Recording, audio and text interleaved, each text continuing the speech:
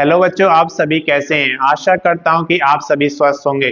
बच्चों, आज इस वीडियो में हम लेकर आए हैं कि यूपीएससी लेकर आया है आईएएस और आईएफएस के लिए बम्पर वैकेंसी, जिसके ऑनलाइन एप्लीकेशन कब से शुरू होंगे, इसका लास्ट डेट कब रहेगा, कब तक आपको एप्लीकेशन फीस जमा करना है, कितने टोटल पदों की संख्या है, क्या क्वालिफिकेशन आपको चाहिए, ये सारी डिटेल्स इस वीडियो में डिस्कस करेंगे। वीडियो को अंत तक जरूर देखें।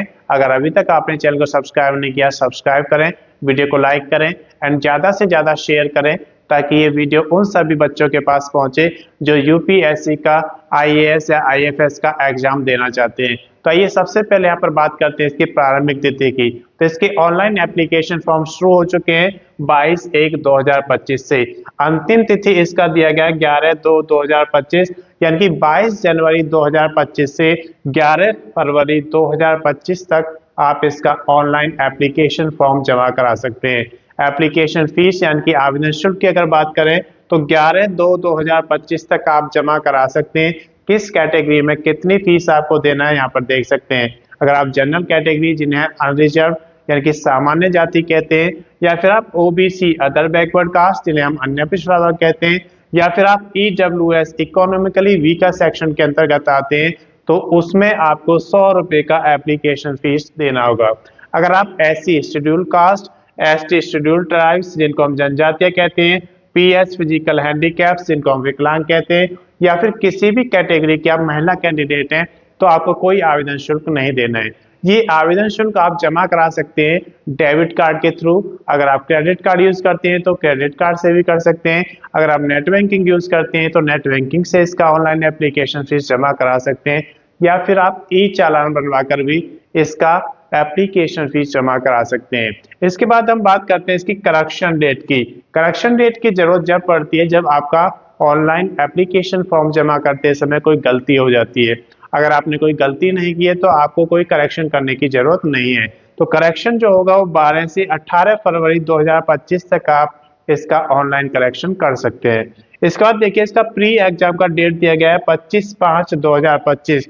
25 मई 2025 को इसका प्री एग्जाम हो जाएगा और उसका एडमिट कार्ड आपके एग्जाम से पहले आ जाएगा। आयु की अगर बात करते हैं तो 1/8/2025 यानी कि 1 अगस्त 2025 को कैलकुलेट की जाएगी। उस समय आपकी आयु 21 वर्ष से 32 वर्ष तक होनी चाहिए, यानी कि कम से कम 21 वर्ष और ज्यादा से ज्यादा 32 वर्ष होनी चाहिए। अगर आप किसी रिजर्व कैटेगरी में आते हैं तो आपको यूपीएससी आईएएस आईएफएस एग्जाम 2025 के अकॉर्डिंग आयु में छूट मिल जाएगी। इसके बाद यहाँ पर देखते हैं कुल पदों की संख्या। तो कुल पदों की संख्या यहाँ पर 1129 दी गई है, जिसमें से आईएएस की अगर बात करें तो 979 पद हैं। आईएएस के लिए योग्यता यहाँ पर स्नातक मांगा गया है, यानी कि किसी भी रिकॉग्नाइज्ड यूनिवर्सिटी से आपने अगर बैचलर डिग्री कंप्लीट किया है किसी भी स्ट्रीम में तो आप इसके लिए एलिजिबल हैं, आप इसका फॉर्म फिल कर सकते हैं। आईएफएस की बात करें तो 150 पद यहाँ पे दिए गए हैं, जिसके लिए आपके पास बैचलर डिग्री होना चाहिए किसी भी रिकॉग्नाइज्ड यूनिवर्सिटी से, और उसके साथ साथ इनमें से कोई एक सब्जेक्ट आपका होना चाहिए स्नातक में, जैसे कि botany, zoology, animal husbandry, veterinary science, chemistry, geology, mathematics, या फिर आपके पास एग्रीकल्चर सब्जेक्ट के रूप में है, तो आप स्नातक किया है और इनमें से एक सब्जेक्ट आपके पास है तो आप इसके लिए एलिजिबल हैं, आप इसका फॉर्म फिल कर सकते हैं। इसके बाद हम बात करते हैं इसमें डॉक्यूमेंट्स की। तो जब भी आप ऑनलाइन एप्लीकेशन फॉर्म जमा करते हैं तो उसमें कुछ डॉक्यूमेंट्स आपको अपलोड करने होते हैं। कौन कौन से डॉक्यूमेंट्स अपलोड करने होते हैं, जैसे कि यहाँ पर एलिजिबिलिटी में आपके एक तो क्वालिफिकेशन के डॉक्यूमेंट्स होते हैं, जैसा कि यहाँ पे स्नातक मांगा गया है। एक आपके पास डोमिसाइल सर्टिफिकेट होता है, आप किस स्टेट में रहते हैं तो उसका डोमिसाइल सर्टिफिकेट आपके पास होना चाहिए, और अगर आप रिजर्व कैटेगरी में आते हैं तो आपके पास कास्ट सर्टिफिकेट होना चाहिए। ये सारी डिटेल्स आपकी स्कैन कॉपी में आपके पास होनी चाहिए। इसके बाद आपके पास एक वैलिड आईडी प्रूफ होना चाहिए और एक वैलिड एड्रेस प्रूफ होना चाहिए। इसकी भी स्कैन कॉपी आपको अपने पास रखना है। एक passport size photograph scan copy में होना चाहिए और एक पेज पर सिग्नेचर करेंगे आप और उसको भी स्कैन कॉपी में रखना है। तो ये सारे डॉक्यूमेंट्स आपके पास स्कैन कॉपी में होने चाहिए। इसके बाद हम बात करते हैं बेसिक डिटेल्स की।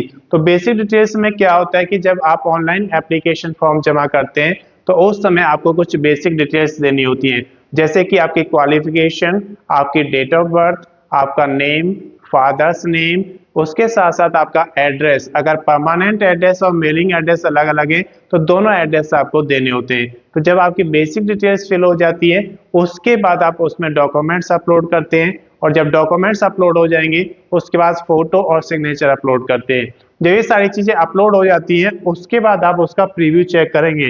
प्रीव्यू चेक करने से आपको एक बेनिफिट होता है कि आपने अगर कोई गलती की है तो आप उसे सुधार सकते हैं। और प्रीव्यू चेक करने के बाद अगर आपको लगता है कि उसमें कोई गलती नहीं है, सारी एंट्रीज आपकी सही है, तो आप उसका फाइनल सबमिशन कर देंगे। और फाइनल सबमिशन के बाद आप उसका प्रिंट आउट जरूर लें, क्योंकि प्रिंट आउट लेने से आपको एक फायदा मिलता है कि जैसे जैसे आप भर्ती में आगे बढ़ेंगे तो आपके पास एक रिकॉर्ड रहता है कि कौन कौन से डॉक्यूमेंट्स आपको रेडी रखने हैं। तो ये प्रिंट आउट में आपके पास सारा रिकॉर्ड रहेगा। अगर इसकी अधिक जानकारी आपको लेना है तो अधिक जानकारी के लिए आप यूपीएससी का ऑफिशियल नोटिफिकेशन पढ़ेंगे तो आपको सारी जानकारी मिल जाएगी। मैं समझता हूँ कि ये जानकारी आपके लिए पर्याप्त है।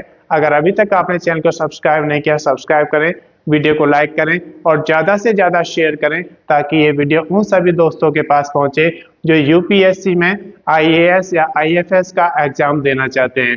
धन्यवाद।